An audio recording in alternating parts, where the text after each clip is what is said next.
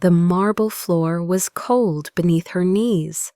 Clara's breath caught in her throat as she clutched the hem of her wet uniform dress, trying to cover the large bruise forming just above her knee. The fall on the staircase had been sudden, sharp, and loud enough to wake the sleeping silence of the penthouse. Now she sat trembling in the dressing room, steam rising faintly from the luxurious bathroom behind her.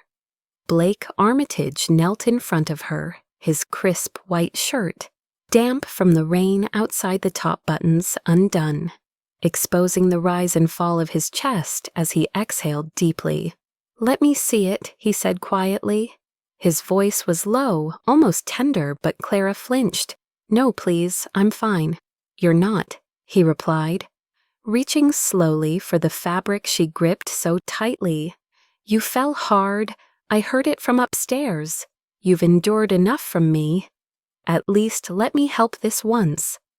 Clara looked away, shame and fear washing over her like another wave of cold water. He reached out again, slower this time, not to pull, but to lift just enough to check the wound. When his fingers brushed against her skin, she gasped, not because of the pain, but because of something far more dangerous: intimacy, vulnerability. The silence between them pressed in, a silence built from months of unspoken glances, breathless encounters in narrow hallways, late-night conversations that skirted the edge of something deeper. He looked up at her then, not with hunger this time, not with power, but with something softer, broken even. "You've been quiet, patient. You stayed when you could have left. That means something." Clara's eyes welled. She didn't know what to say. Her mind screamed for logic, distance, professionalism. But her heart whispered of loneliness, of the nights she saw him drinking alone on the balcony, of the times he watched his daughter with eyes full of regret. "This isn't about desire," Blake said finally. His voice cracked softer than she had ever heard it. "It's about needing someone to see me and not walk away." She looked at him, then really looked, and for the first time since she stepped into this house, she didn't see a billionaire. She saw a man drowning beneath the weight of himself. Clara Morgan had never imagined her life would bring her to the 52nd floor of a glass tower overlooking Central Park, working as a live-in nanny for one of New York's most enigmatic billionaires. At 25, she had spent most of her life learning to survive on little raised by a widowed nurse in a cramped Queens apartment. Her dream had been to become a special education teacher, but after her mother's medical bills piled up and the scholarship offers disappeared, Clara found herself in and out of jobs, most of them unremarkable. When the opportunity came from an agency urgent, discreet, and generous, she took it. Blake Armitage wasn't just rich, he was legendary, a self-made tech mogul who lost his wife in a tragic accident and hadn't been photographed smiling since. His penthouse was stark decorated in cold whites and shadows, all silence and control. Clara had met him only once before accepting the job. The interview had taken less than 5 minutes. He barely looked at her, but his assistant called that same night with the offer. She would care for his 5-year-old daughter Avery, a girl with honey curls and a heart that had forgotten how to trust. From the beginning, Clara knew this job would be more than childcare. Avery barely spoke, her eyes often flicking toward the hallway, where her father's office door stayed closed. She flinched at loud noises, never cried, and never asked for hugs. Clara's first goal wasn't to teach or discipline. It was simply to make the girl laugh. It took 3 weeks. One day, Avery spilled juice on the rug, and instead of panicking, Clara made a funny face and said, "Well, I guess the rug's thirsty." Avery giggled. A sound so small, yet it echoed through the stillness of the house like a bell. Blake noticed. He didn't say much, but she would catch him standing in the doorway watching them. Sometimes he lingered. Sometimes he spoke. "She likes you," he said once. "She trusts you." That's rare. Clara had nodded, unsure how to respond. Their interactions were always brief, always guarded, but she felt him watching. Not in a predatory way, at least not at first, but with something she couldn't name. Curiosity, tension, maybe even guilt. The house itself seemed to breathe differently when Blake was around. Clara had grown used to the rhythm of the home, the silent dinners, the muted footsteps, the way the wind rattled softly against the panoramic windows. Blake moved like a ghost, appearing without warning, vanishing just as fast. But Clara could sense the weight he carried. Every time he entered a room, the temperature shifted. He wasn't unkind. In fact, he was always precise, with his words always polite. But he was distant, controlled. And behind his steel-gray eyes lay a storm that hadn't passed. One evening, Clara found a photo album in Avery's room. Hidden beneath a drawer of forgotten toys, the album was filled with pictures of a woman with auburn hair and a smile that could light up cities. Avery's mother. Clara closed the book quickly, feeling like she had trespassed. That night at dinner, Blake spoke suddenly. "She used to dance," he said. Clara looked up. "Excuse me, my wife, Elise. She used to dance in the kitchen, even when there was no music." Clara didn't know what to say, so she simply nodded. Blake didn't say anything else, but he stared at his glass of wine for a long time. That was the beginning of something, a slow shift. He started coming home earlier. He started sitting longer at the table. And more often than not, his eyes found Clara. They would linger too long. His voice, once cold, began to soften, just slightly, and Clara, despite her discipline, despite her caution, began to feel the edges of something she couldn't control. Not attraction exactly, but awareness, that dangerous unspoken awareness that buzzes beneath the skin. She reminded herself constantly she was here for Avery. She was the help, and Blake Armitage was not a man to fall for. But rules are hard to follow in a house built on loneliness, especially when the silence begins to hum with longing. Before Clara ever stepped foot into the Armitage penthouse, Blake's life had already unraveled in quiet, devastating ways. Years before, he had been a different man, still brilliant, still driven, but human in softer, warmer ways. Elise, his wife, had brought light into his life like no one else. She was a journalist who hated luxury, a woman who made fun of his suits and kissed him mid-sentence, who filled their home with laughter and always insisted they dance in the kitchen even when the only music was the dishwasher. She was his counterbalance, his mirror. And when she died, something inside Blake died too. It happened during a weekend retreat in the Hamptons, a place Elise had insisted on visiting despite the weather report. The water was rough that day. They had argued earlier. Blake had taken a call from the board during breakfast, and Elise had rolled her eyes, accusing him of never being truly present. He had snapped at her, accusing her of idealism, of naivety.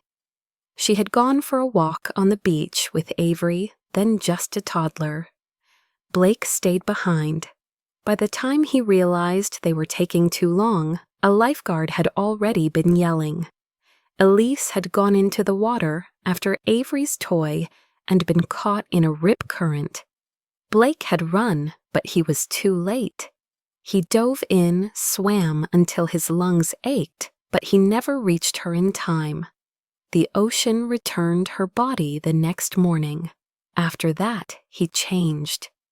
The man who once read bedtime stories with character voices stopped speaking altogether unless it was necessary. He sold the Hamptons house, shut down Elise's charity foundation, and told the world he needed time. In truth, he needed silence. He couldn't bear to hear Elise's voice in his head anymore. It made him weak, he believed, and weakness was dangerous. Grief hardened into obsession. Control became his shield. He built walls so high, no one dared scale them. And then came the women, not out of desire for companionship, but out of punishment. He sought women who asked no questions, who came and left with no trace. He didn't love. He didn't even enjoy it most times.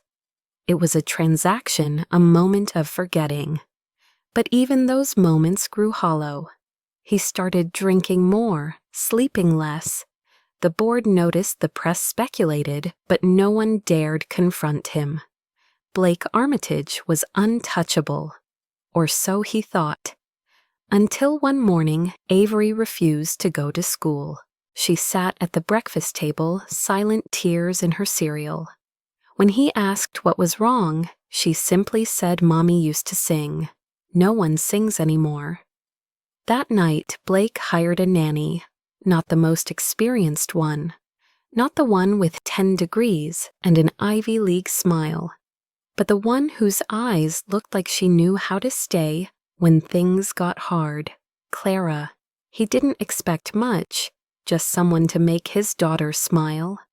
But then he saw her sitting on the floor with Avery, hair pulled up, shirt stained with paint, laughing softly as they painted paper crowns.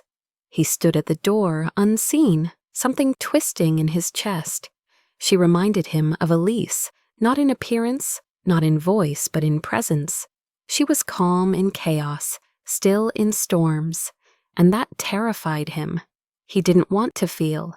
Feeling led to pain, and he had sworn never to go through that again. But feelings don't ask permission. They creep in, they build in silence. And one day, Blake found himself memorizing the way Clara brushed her hair behind her ear, the way she hummed off-key while folding laundry, the way she knelt beside his daughter with more tenderness than he remembered having in himself. He hated it. He hated that she made him hope, because hope to him was betrayal.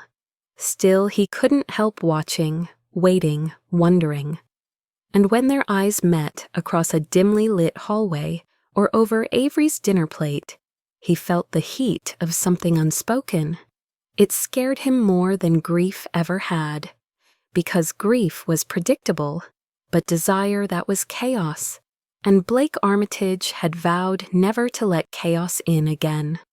Until Clara. Clara's presence in the Armitage penthouse was like the soft light that creeps in, through drawn curtains, quiet, gradual but impossible to ignore. From the moment she stepped into the grand foyer, with its vaulted ceilings and silent chandeliers, she knew this house was not just big, it was hollow. Still, she walked with purpose, determined to do what she had been hired for, care for Avery. The little girl barely spoke, at first responding with nods and shrugs, hiding behind furniture whenever her father entered the room. Clara didn't push. She knew how trauma burrowed into children, how it made them small and invisible. Instead, she brought stories, soft lullabies, warm baths, and quiet patience. Within days, Avery began to lean against her during bedtime stories, and within weeks, she whispered secrets into Clara's ear. Clara, in return, gave the child what she never had, a safe adult who never yelled, never left, and never broke promises. Blake observed all of this from a distance. He never interrupted, never praised, but his gaze lingered longer than necessary. One afternoon, Clara caught him watching from the top of the stairs as she and Avery baked cookies. His expression was unreadable, but his eyes were stormy. Clara offered a cautious smile. He disappeared without a word. From that day forward, his appearances became more frequent. At first, it was coincidental, arriving early from work, passing through the living room, asking if Avery had eaten. But slowly he began to engage. He lingered longer at the dinner table. He asked Clara about her day, about Avery's progress, about the books she read. His voice remained low and controlled, but something flickered beneath the surface.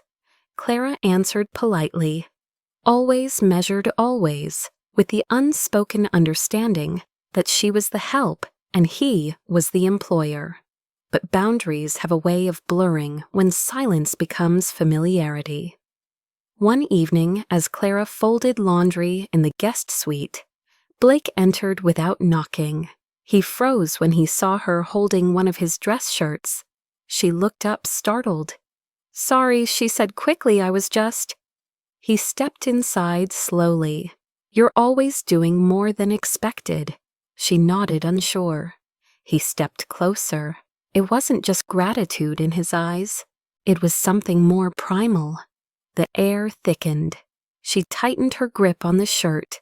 "Sir," she whispered, "I should finish this." He didn't move closer, but his eyes stayed fixed on her. "I don't remember the last time this house felt human." Clara swallowed hard.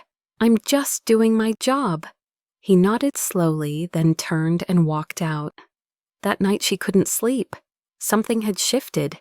She had seen it in his eyes, desire, yes, but buried under layers of grief and longing.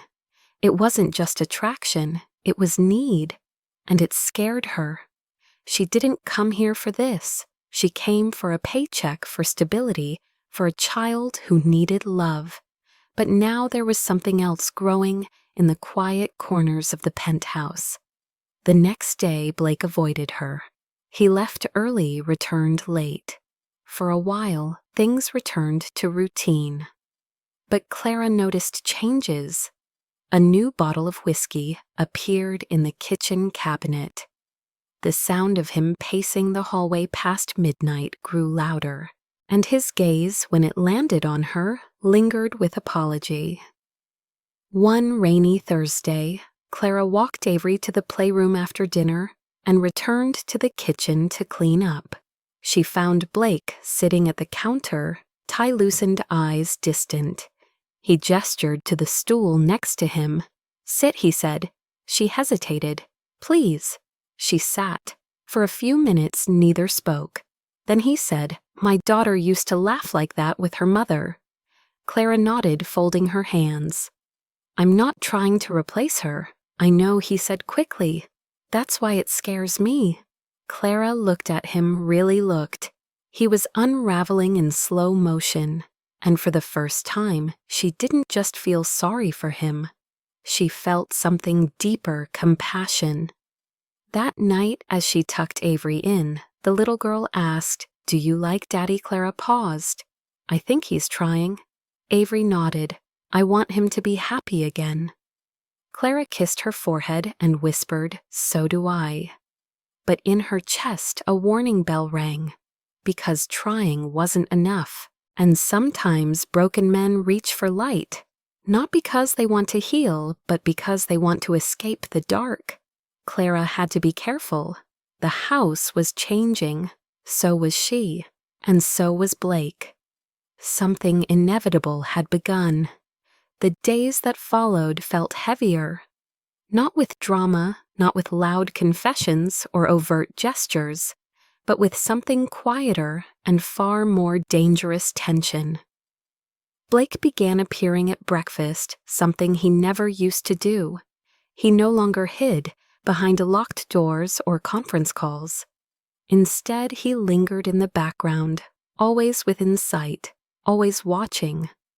Clara pretended not to notice, but every glance he cast her way ignited a flicker beneath her skin.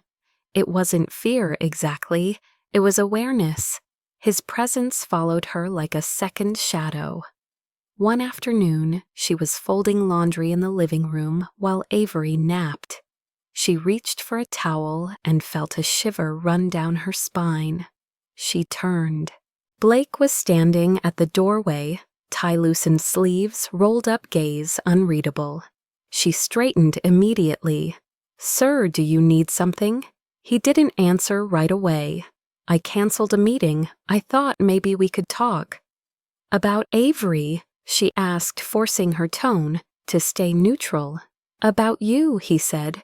Clara hesitated, then placed the folded towel down and met his gaze.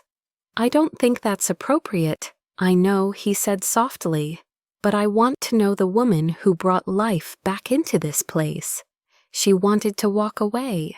She wanted to remind him of the power imbalance of the rules. But something in his voice, in the way he stood, made her stay. "I'm just a nanny, Mr. Armitage. That's all I ever signed up to be.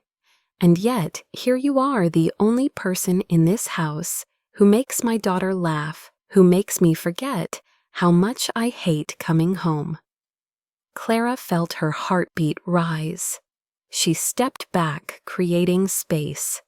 "With all due respect, I think you're confusing comfort for something else." Maybe he admitted, or maybe I've just forgotten what real presence feels like.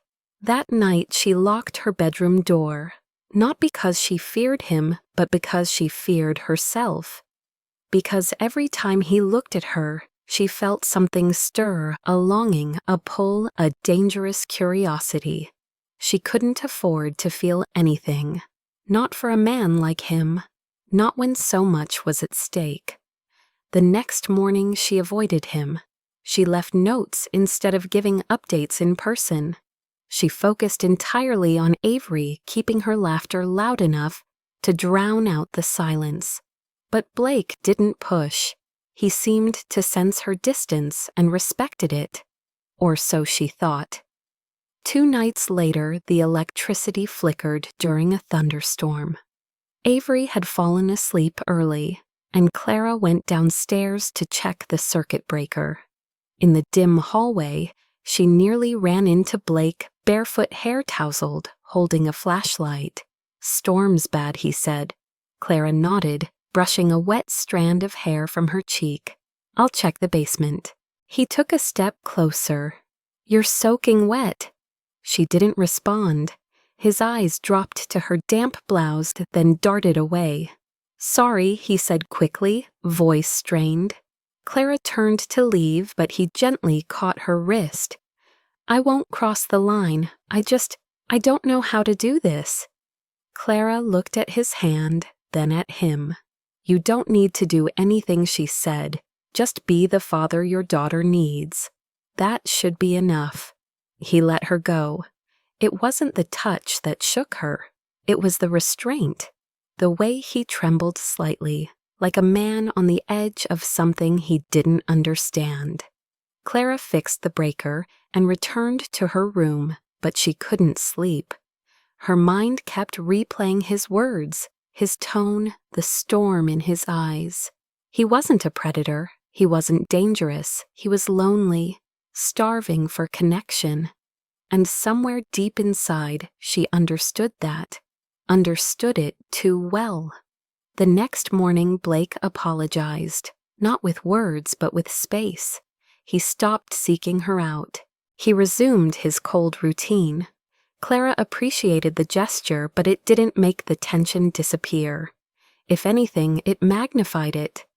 Because now every silence screamed louder, every glance meant more. One evening, as she read to Avery by the fire, Blake passed by. He paused, then spoke gently. "Your voice, it reminds me of someone." Clara looked up. "Elise." He nodded. She used to read to Avery like that. Clara lowered the book. "I'm not her, I know," he said. "That's what scares me. You're something else, something I didn't expect." Clara's fingers tightened around the page. "Blake?" She stopped herself. He waited. She shook her head. "Never mind." He turned and walked away, but Clara sat still for a long time after heart heavy with things she couldn't say. That night she wrote a letter she never intended to send. It began with, "I'm not afraid of you, but I'm afraid of what this could become." She folded it, placed it under her pillow, and prayed for clarity. Because something was unraveling, and soon something would break. The night that changed everything did not arrive with a grand gesture or a dramatic confession. It began with a fever. Avery had been quiet all day. Her cheeks flushed her energy low.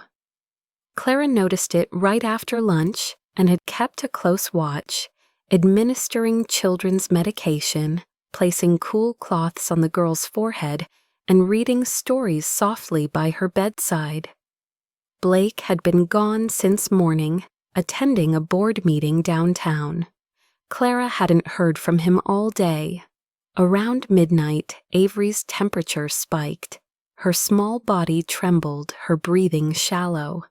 Panic tightened Clara's chest. She called the pediatrician, followed instructions, and stayed by Avery's side, whispering soothing words while watching the rise and fall of her fragile chest.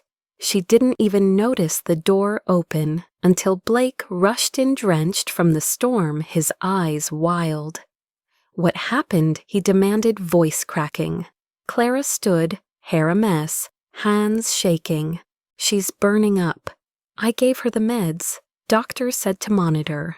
I was about to call you." He dropped his coat and was at the bedside in an instant, touching Avery's forehead, brushing her damp curls back. "She looks awful. I should have been here." Clara touched his arm. "You're here now. That's what matters." He looked at her, then eyes glassy. He nodded. Together they stayed up all night. Clara fetched wet cloths. Blake read stories in a broken voice. They didn't speak much, but in the silence, something shifted. A truce formed. Around 3 a.m, Avery finally fell into a more peaceful sleep. Exhausted, Clara stumbled toward the kitchen to get water. She didn't realize Blake followed until she turned and saw him standing in the hallway. His shirt, damp hair, disheveled eyes fixed on her. "You should rest," she said. "So should you," he replied. They stood there soaked in quiet. Then Clara turned, intending to head to her room, but her foot slipped on the wet tile. In a swift motion, Blake caught her. She fell against him, heart pounding. "Are you all right?" he asked, his voice barely above a whisper. "I think so," she breathed, clutching his arm. But when she tried to stand fully, pain flared in her leg. She had twisted something. "You're hurt," he said. "Let me see." She shook her head. "It's nothing. I'll be fine." But he was already guiding her toward the dressing room, the closest place with light and space. "Sit down. Let me check." Clara, still dazed, didn't resist. She sat on the bench, trying to pull her skirt down over the swelling. But Blake knelt before her, his hands steady, his expression unreadable. "Don't," she said, her voice shaking. "Please don't." He paused, eyes meeting hers. "I'm not going to hurt you. I just want to help. You've endured so much from me, too much. But tonight it's not desire, it's regret." Her hands loosened. He gently lifted the hem of her skirt, exposing the bruised skin just above her knee. His fingers were careful, almost reverent. Clara trembled, but not from fear, from something deeper, a storm of emotion she could no longer contain. Blake looked up at her, his voice rough. "I don't know when I stopped being a man and became someone I don't recognize. Maybe after Elise, maybe before. But when I look at you, I feel human again." Clara's eyes burned. She wanted to pull away. She wanted to scream. But instead she whispered, "I'm not here to fix you." He nodded slowly. I know, and that's why you're the only one who could. She reached down her fingers, brushing his cheek. I'm afraid, she admitted, not of you, of what happens if I start to feel something. He stood slowly, still holding her gaze. Then feel it, just for tonight. No promises, no lines crossed, just two people who are tired of pretending. She didn't respond, but when he offered his hand, she took it. They sat side by side in the quiet, the air warm with unspoken truths. He didn't touch her again. He didn't try to kiss her. They just sat there shoulder to shoulder, sharing silence. And when she leaned her head against his arm, he closed his eyes and whispered, "Thank you for staying." That night, nothing happened. And yet, everything changed. Because for the first time, Blake Armitage didn't crave control. He craved connection. And Clara, for the first time, didn't feel like the help. She felt seen. Not for what she did, but for who she was. The night passed slowly, the storm outside mirroring the one within. But by dawn, something had settled, not resolved, but softened. And when the sun rose over the city, casting gold over marble floors and glass walls, Clara knew the lines between them had shifted forever. The morning after that storm-laced night felt different. Not because of what had happened, because in truth, very little had, but because of what had not. Clara rose from the bench, slowly, her legs stiff, and Blake helped her to her room without a word. He didn't linger, didn't ask for anything, didn't even touch her again. Just a quiet good night then, the sound of his retreating footsteps. The next morning, Avery awoke with a reduced fever and clear eyes. She reached for Clara, sleepy but smiling. Blake stood at the door as Clara dressed the girl. Their eyes met, and he nodded not a command, not a dismissal, but gratitude. From that day on, everything changed. The tension that once simmered beneath every interaction began to melt, replaced by something gentler, more complex.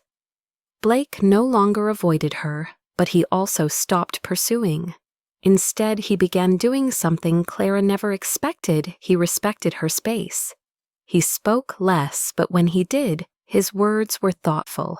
He no longer watched her with that hungry edge, but with curiosity, as if studying something fragile that he had once mishandled and was now trying to protect. Clara responded in kind. She kept her boundaries intact, but softened her tone. She no longer flinched at his presence. In fact, she began to see parts of him she hadn't before. The way he always checked the front door twice. Before going to bed, how he sat quietly by Avery's side when she read aloud, how he sometimes stood at the window with a journal writing in tight, deliberate lines. One afternoon, Clara passed by his study and saw a sketchbook open on the desk. It was a drawing of Avery asleep, crown tilted on her head, mouth slightly open. Next to her, barely visible in pencil shading, was Clara's silhouette sitting beside the bed. She stepped back quietly, heart thudding. That night, she found a note slipped under her bedroom door. It read, "I used to need control to feel alive. Now I feel alive when I let go. You taught me that. No signature, but no signature was needed." Blake had started therapy. Clara didn't ask, but she noticed the signed self-help books on his shelf, missed calls from someone named Dr. Patel. Subtle changes in his posture, his gaze. He began saying please more often, thank you even when she didn't expect it. One evening, he asked if she wanted to join him and Avery for dinner. Clara accepted. They sat together at the table, the three of them eating pasta Avery had helped make. The child giggled, proud of her messy creation. Blake smiled, really smiled, and Clara realized it was the first time she had seen joy on his face.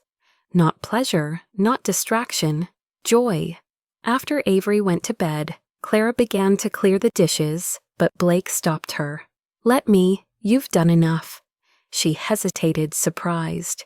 He rolled up his sleeves and washed the plates himself, humming softly. Clara stood in the doorway, unsure of how to feel. He was changing, or perhaps he was finally becoming who he had once been before the pain. But just as healing began, reality returned. A letter arrived for Clara. It was from a former professor who now ran a specialized center for children with autism in Boston. They were offering her a job, a real one, stable, meaningful, salaried. It was everything she had once dreamed of. She sat with the letter for hours before telling Blake. He listened quietly, his expression unreadable. "You should go," he said finally. "It's what you wanted before all of this. I didn't expect you," Clara admitted. "Neither did I," he replied. "And I'm grateful, but I won't be the reason you give up on something real." Clara looked at him, eyes burning. "And what if this, whatever this is, feels real too?" He stepped closer carefully. "Then trust that if it's real, it won't disappear. It'll wait, or return in a better way." For a week, the house returned to silence. Clara prepared for her departure. Avery clung to her more tightly. Blake became quieter, not cold but distant, like he was preparing to let go. The night before her flight, Clara found him on the balcony, staring at the skyline. He handed her a mug of tea. "I never said thank you," he murmured, "for staying, for seeing me, for not running when you had every reason to." Clara took a sip. "I didn't stay for you," she said softly. "I stayed for Avery, for myself, for what felt right." "And what about now?" he asked. "Now I have to do what still feels right, even if it hurts." He nodded. "Then let me give you something to carry with you." He pulled a small box from his coat. Inside was a pendant, nothing flashy, just a simple silver design, shaped like a tiny open door. "It's not jewelry," he said quickly. "It's a reminder that not all closed doors stay locked forever." Clara smiled, her throat tight. "Thank you." The next morning she hugged Avery goodbye. The child cried quietly, but Clara whispered promises to call, to write, to return someday. As she walked out the front door, Blake didn't follow, but she knew he was watching. Not with control, not with regret, but with respect. And that was enough. The airport was loud, but Clara heard nothing. Her thoughts echoed louder than any boarding call or rolling suitcase. As the plane took off, she looked out at the clouds and let herself feel the weight of everything she had left behind. A child's arms wrapped around her neck, a man's quiet goodbye, and a house no longer haunted by silence. Boston was colder than she remembered, the air sharper, the sky flatter, but it felt honest. She moved into a modest apartment near the Children's Center, a place filled with murals and laughter and chaos that made her feel alive again. The work was fulfilling, exhausting, and deeply rewarding. Every child she worked with reminded her why she had once dreamed of becoming a teacher. Still, in the quiet moments, her thoughts wandered back to New York, to Avery's sleepy smile, to the sound of Blake humming off-key as he washed dishes, to the way his hand had hovered just above her knee and then pulled back. Weeks passed. Clara received one email from Blake. No subject, no message, just a photo attachment. It was a drawing of Avery wearing her paper crown, sitting on the balcony under a blanket. On the railing beside her sat the silver pendant glowing faintly in the morning sun. Clara stared at it for a long time, then saved it quietly. She never replied. Not because she was angry, but because she didn't know how to respond to something that still lived inside her chest, like an unfinished sentence. She focused on her work. She journaled. She walked through parks in the early morning and cooked meals she never had time to before. Healing wasn't glamorous. It was mundane. It was waking up and choosing peace, even when your heart missed someone deeply. Back in New York, Blake kept his word. He stayed in therapy. He took Avery to school himself. He started going to the gym again, not to punish his body, but to reconnect with it. He stopped drinking. He began reading parenting books and volunteered anonymously at a grief support group. The house felt different now, not louder, but warmer. Every Friday, Avery asked if Clara was coming back. Blake never lied. He said maybe, and every time she smiled and nodded, maybe was enough for her. One Saturday, Blake stood before a small group of men at a support circle. He spoke about grief, about how it corrodes the edges of a man's soul, until he believes control is safer than love. He didn't say Clara's name, but everyone in the room could hear her in the spaces between his words. Later, he wrote her a letter. He didn't send it. He left it on his desk next to the pendant box. It read, "I thought desire made me a man.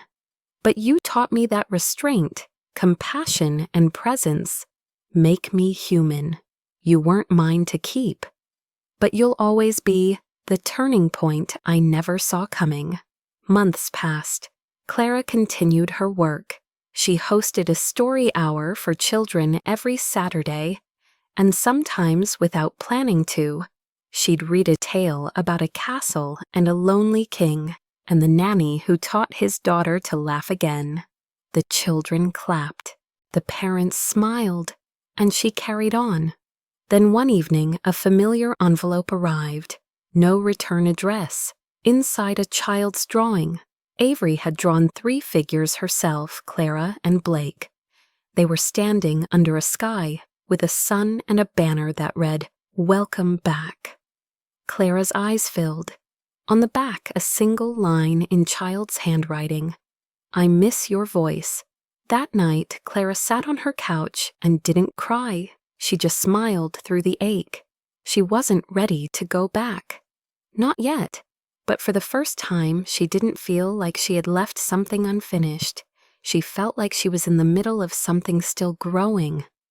A few weeks later, she sent a postcard addressed simply, "For Avery and Dad." It read, "I miss your laughter. I miss the pasta nights. I'm not coming back yet. But I'm cheering for you both. Keep growing. Always, Clara." Blake received the card during breakfast. He read it once, then again, then placed it beside his coffee like something sacred. He looked at Avery, who was already halfway through her cereal. "We should make spaghetti tonight," he said. Avery beamed. "Yes, and we should listen to music while we cook." Blake smiled. "I think Clara would like that." That night they danced in the kitchen. Avery twirled in her socks. Blake stirred the sauce and hummed a tune she made up. And somewhere in Boston, Clara looked out her window, the city lights glowing like tiny promises, and whispered, "Keep going." Healing was not a return to what once was. It was a becoming. And she, like him, was still becoming, one day at a time, one letter at a time, one silent prayer at a time. And though they were apart, they were walking the same road, just in different cities. And that was enough, for now. Clara was halfway. Through a group session at the Children's Center, when her phone began to vibrate continuously in her pocket, she ignored it the first time, then the second. But when it rang a third time, with Blake's name flashing on the screen, something inside her froze. She stepped out into the hallway and answered quietly, His voice on the other end was ragged, panicked. "Clara, it's Avery. She's having seizures. They're taking her to Lenox Hill. His voice broke. "I don't know what to do." Without hesitation, Clara replied, "I'm coming." She didn't pack a bag. She didn't inform her supervisor. She booked the next train back to New York and spent the 3-hour ride staring out the window, heart clenched with fear. She didn't think about boundaries or past choices. All she could think about was a little girl with honey curls and soft laughter who once held her hand in the dark. When she arrived at the hospital, Blake was pacing the hallway outside the pediatric ICU, his hair disheveled, eyes bloodshot. He stopped when he saw her disbelief flashing across his face. "You came." "Of course I came." She brushed past him and entered Avery's room. The child lay small and pale in the bed, hooked to monitors, her chest rising in shallow breaths. Clara pulled a chair close, took Avery's hand, and began to hum the lullaby she used to sing at bedtime. Blake stood in the doorway, watching as tears silently traced down his face. The doctors came and went. The diagnosis was a rare post-viral seizure response. They said it would take time, monitoring, and patience. Clara stayed for 2 days without leaving the room. Blake brought coffee blankets, even offered to switch off so she could sleep. But she refused. "I'm not leaving her, not again." On the 3rd night, Avery woke up. Her eyes fluttered open, dry and confused. Her gaze found Clara first. Her lips moved cracked and faint. "You came back." Clara leaned close, tears already slipping. "I never really left." She stroked the child's hair, whispering reassurance, while Blake sank to the floor beside the bed, covering his face. Later, as Avery slept again, Blake and Clara stepped out into the hallway. The fluorescent lights buzzed above them, and for a long time neither spoke. Then Blake said, "I thought I lost her." Clara replied, "You didn't. She's still here, and so are you." He looked at her eyes, wet voice hoarse.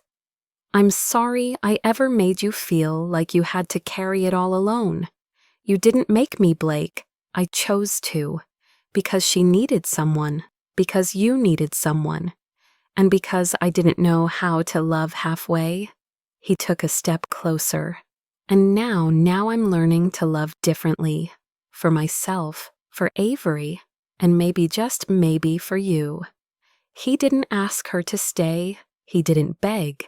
But in that quiet, in the way he looked at her, like she was both miracle and memory, she saw it growth. Real growth, not grand gestures. Just a man standing in his brokenness, unashamed. The next morning, Clara helped discharge Avery. They returned to the penthouse, which somehow felt smaller, less intimidating. Clara stayed one more night. She tucked Avery in, kissed her forehead, and sat by her bedside until the child fell asleep. Then she walked into the living room where Blake waited. He handed her tea like he always used to. No words, just a quiet ritual. After a while, she said, "I still have work waiting for me." "I know," he said. "I won't ask you to give it up. But I want you to know the door is open. Always." She nodded. "You once said not all doors stay locked. Some take time. This one might take a while. Then we'll wait," he replied. No pressure, just hope. The next morning he drove her to the station. As the train pulled away, they didn't wave. They just looked, held the moment, and let it be enough. Clara returned to Boston, but the ache in her chest had changed. It no longer throbbed with confusion or regret. It pulsed with something steadier, clarity. She had loved deeply, given freely, and when it mattered most, she had chosen to show up. Not because she owed it, but because she wanted to. And that was love in its purest form. Not possession, not romance, but presence.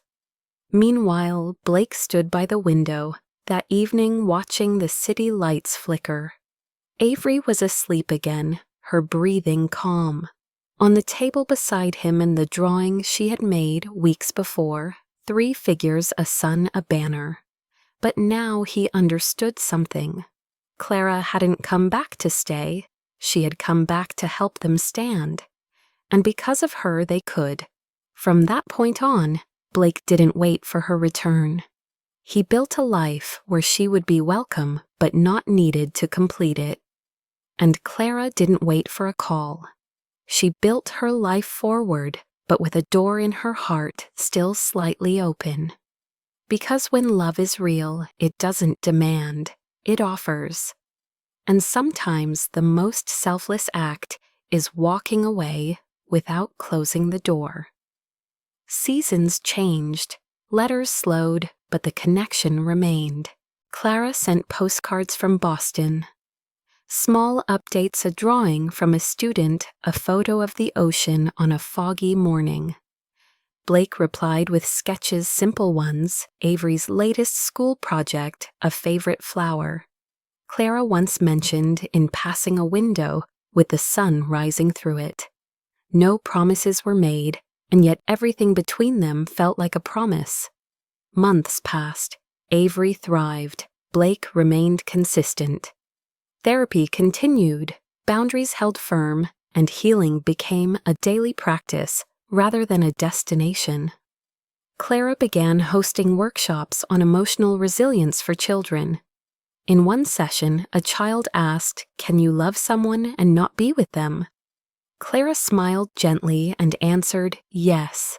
Sometimes that's the truest kind of love." That evening, she wrote a final letter unsigned. It read, "We were never meant to be a fairy tale. But maybe we were meant to be a chapter that changed the whole book." In New York, Blake read it under the morning light. He didn't cry, he didn't chase. He simply closed the letter, placed it in a drawer with the others, and whispered, "Thank you, not for staying, but for teaching me how to stay for myself."